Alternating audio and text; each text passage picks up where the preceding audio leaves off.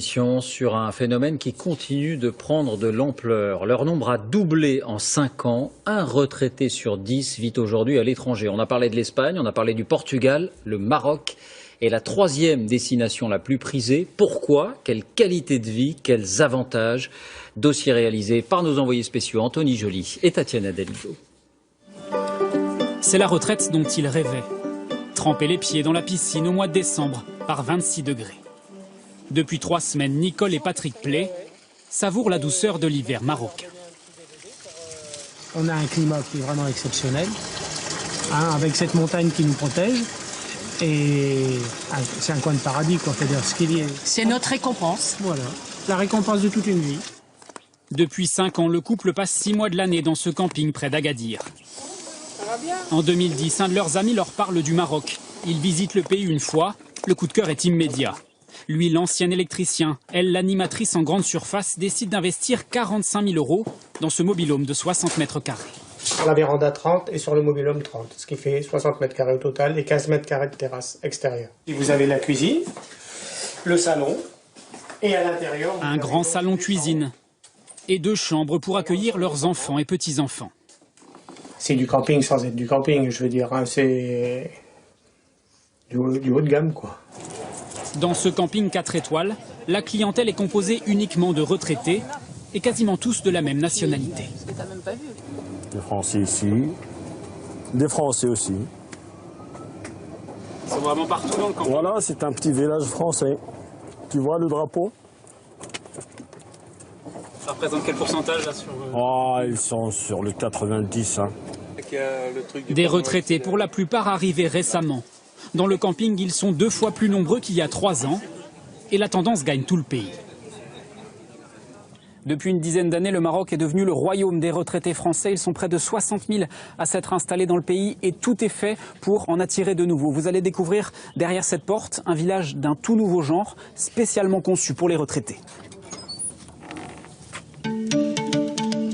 163 maisons, la plupart avec piscine privée, réparties sur 28 hectares. Voici le complexe immobilier Diar Shemsi, littéralement les maisons du soleil. Ici, les retraités sont propriétaires et résident à l'année. Un village, gardé 24 heures sur 24 par des agents de sécurité. À l'intérieur de cette ancienne orangeraie, pas de voiture, seulement de longues allées un peu vides en ce début d'après-midi. C'est dans ce cadre calme que Mireille et Joël Bourguignon ont acheté cette maison il y a 3 ans. On rentre chez nous. Donc là, nous arrivons dans la salle à manger, cuisine américaine ouverte. Vous avez quelle surface là dans cette maison?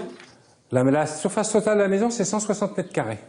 Surface à laquelle il faut rajouter ce jardin de 950 mètres carrés, avec piscine et vue sur les montagnes de l'Atlas. Ce qui a convaincu ces anciens employés de l'aviation d'investir au Maroc, c'est le prix de la maison, 300 000 €. C'est 3 fois moins qu'une villa équivalente dans le sud de la France. Vous auriez pu acheter une telle surface en France? Non. Honnêtement, non. Non, parce que acheter la surface en France, c'est bien, mais après, il faut vivre. Et quand on arrive à nos âges et qu'on va mettre 1 million dans quelque chose, il faut avoir ce million disponible, sinon ça veut dire que c'est reprendre des crédits jusqu'à quel âge? Ils ne se rendent désormais en France que quelques jours par an pour aller voir leurs enfants.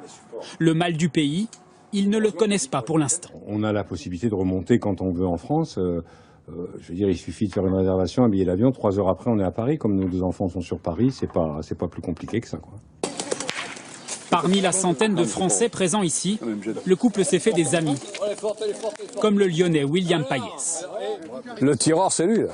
Les pieds dans le rond, les pieds dans le rond. Cet ancien inspecteur des impôts est arrivé dans le village il y a 2 ans, sans connaître le pays.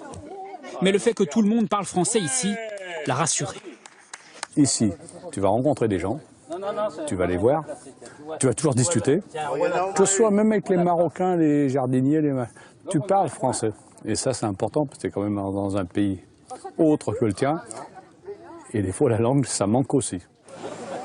William Payès l'assure, les retraités du village ne vivent pas qu'entre eux. Lui, par exemple, se rend chaque semaine au souk avec sa femme pour faire quelques courses.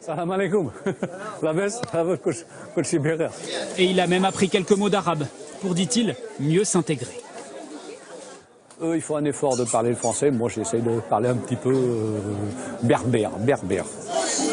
Aller au souk, c'est aussi profiter d'un autre avantage du Maroc, des prix défiant toute concurrence. Je ramène souvent entre 7 et 10 kilos de fruits pour 70 dirhams, c'est-à-dire 6 €. Donc voilà, quand on sait le prix en France. Ici, en terre d'islam, William et Nicole Payès sont considérés comme des touristes. Ils savent qu'ils peuvent être pris pour cible par des terroristes comme lors des attentats en Tunisie, mais se sentent en sécurité dans le pays. Je suis lyonnais et je suis plus en sécurité ici. Après, au marché, tu vas ailleurs. Hein. Donc, ici, tu as toujours un Marocain qui va te parler, qui va te dire comment tu vas, qu'est-ce que tu veux, tu as besoin de quoi. Et il te protège. Il te protège. Il se protège eux, mais il te protège toi aussi. C'est marocain.